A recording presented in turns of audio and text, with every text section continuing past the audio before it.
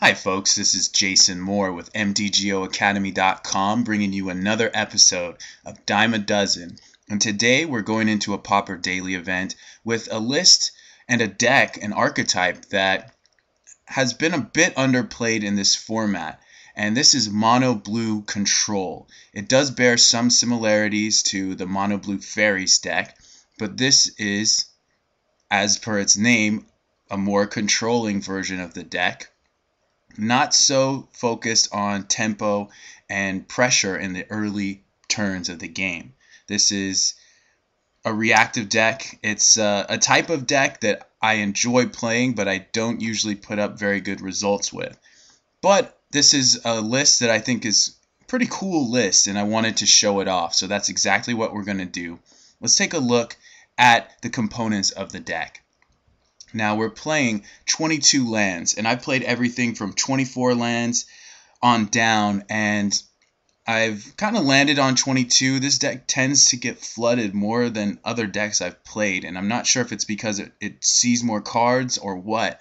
And I'm not positive that 22 is the ideal number at this point, but it's been about as close as I've gotten it.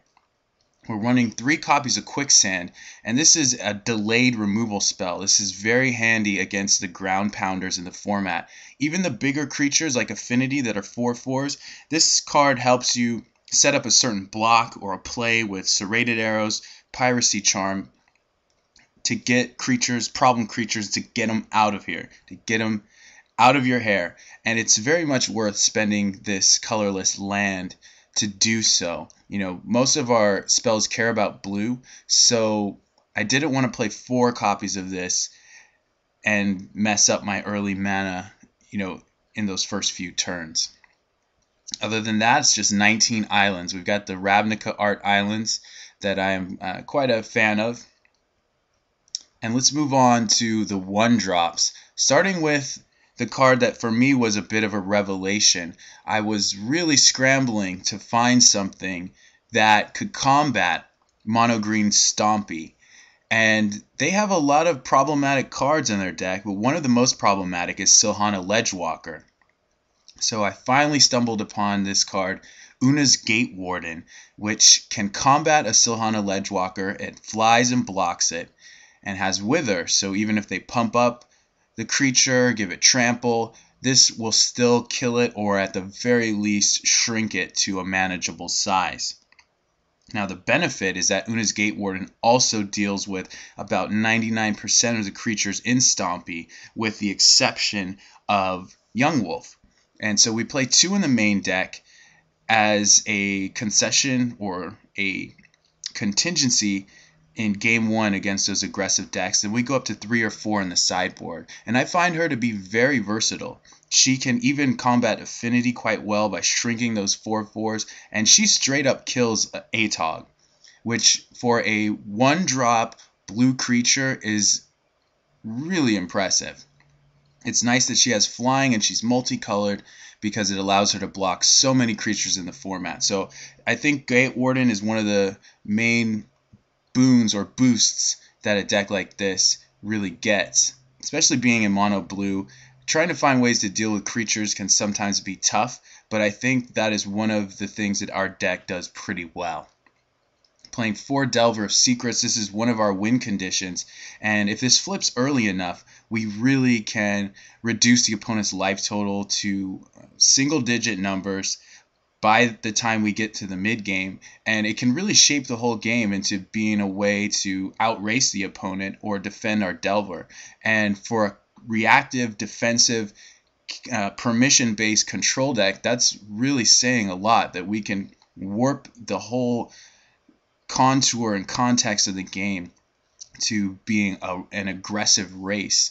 It's pretty neat, actually.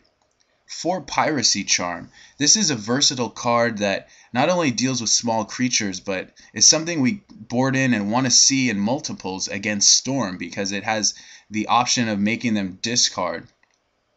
And that's really nice because we get to leave up mana potentially to counter a play, but if they pass the turn, we get to discard them at the end of their turn. So that's pretty nice. Sometimes you'll also make an aggro deck discard if they're holding on to one or two cards and it's pretty clear that they have some kind of trump, you can force them to discard it. So it can be as good as some of the other removal spells as an equivalent, I'm saying.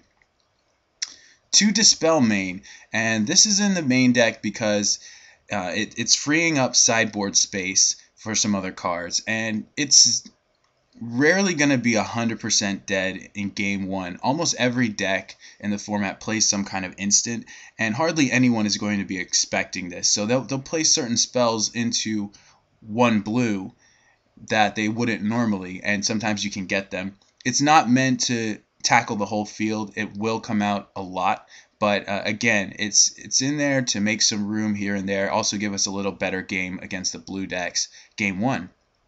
For Preordained, this will help flip Delvar. It's not specifically for that. It's meant to be a cheap card selection spell, help us find what we're looking for. Sometimes it's a land, sometimes it's a counter spell, sometimes it's a Spire Golem or a removal. It's possible that we might want to be playing Ponder instead of this, because Ponder does help Delvar flip a little bit better. Moving on to the 2 drops, we've got 4 Accumulated Knowledge.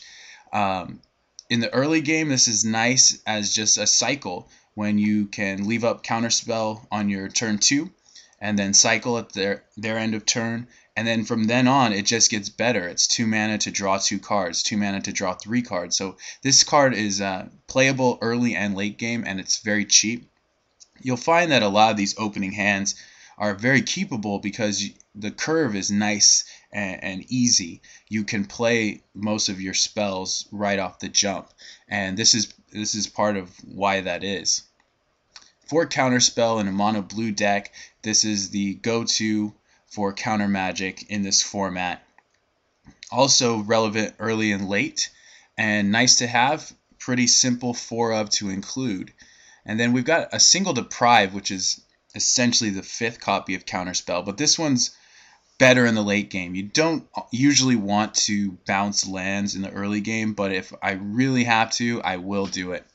The other thing is this synergizes nicely with Una's Grace, which is a card we'll talk about in just a second. 2 copies of Echoing Truth, also in the main deck to free up some space from the sideboard.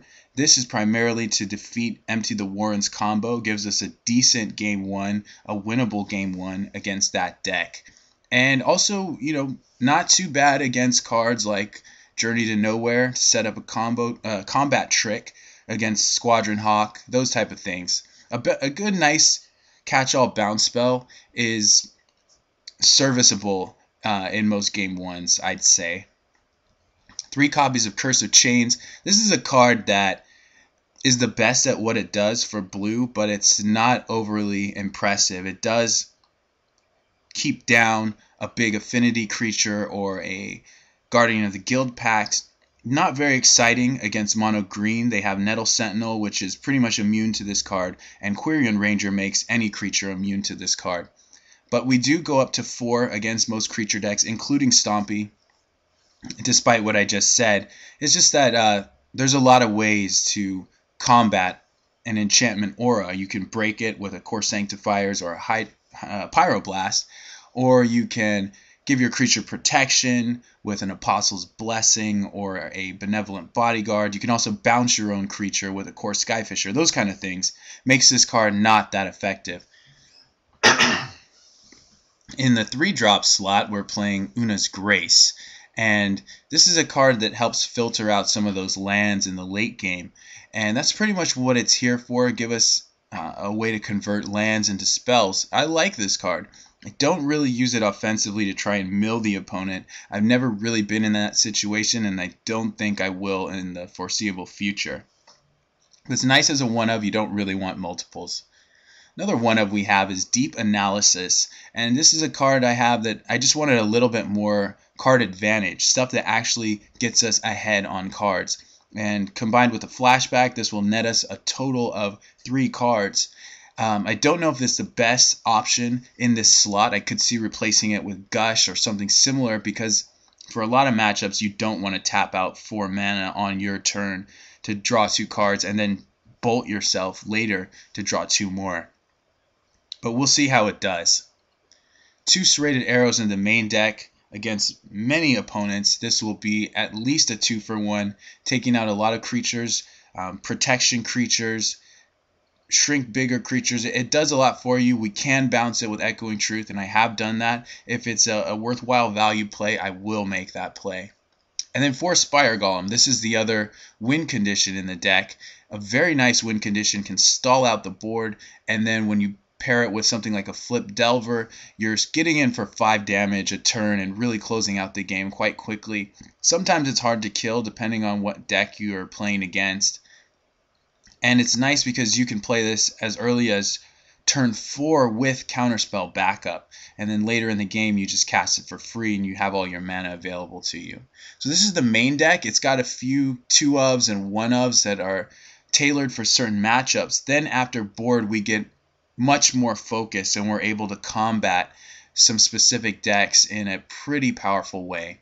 So we've got the 4th Curse of Chains to come in against the creature decks, Affinity, White Weenie, Green Stompy, Mono Red Goblins, those type of decks, because we become less permission based and more board control based, and that's why this comes in. It really is an indiscriminate spell. I talked about some of its weaknesses already, but its strengths are also worth considering and worth including in a deck that's playing mono blue.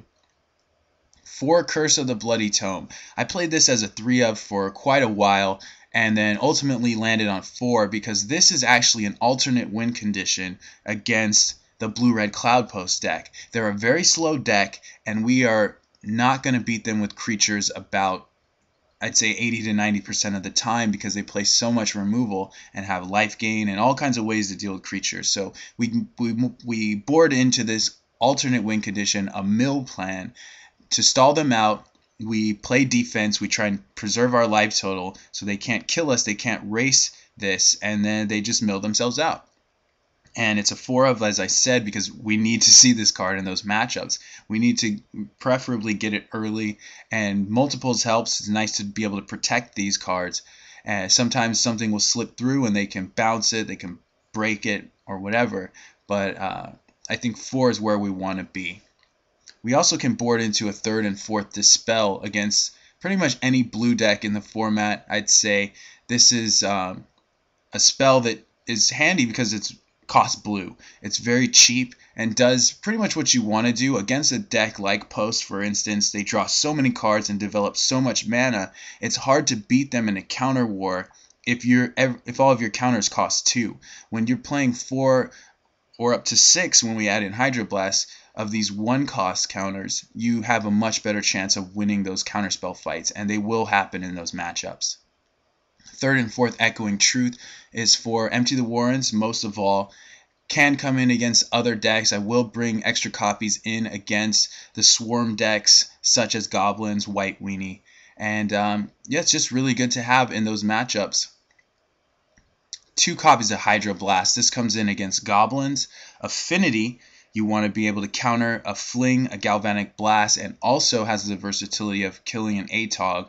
Also comes in against Storm decks and against Post decks. It's just another counterspell you can have.